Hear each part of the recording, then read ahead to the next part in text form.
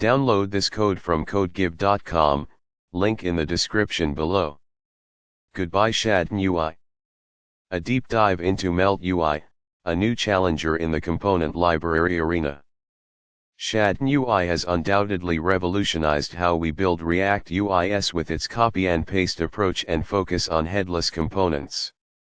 However, the landscape of UI libraries is constantly evolving, and a new contender has emerged, Melt UI. This tutorial will explore Melt UI, comparing it with Shadcn UI, showcasing its strengths, and providing practical code examples to help you decide if it's the right fit for your next project. We'll cover everything from installation and basic components to more advanced features and considerations. What is Melt UI?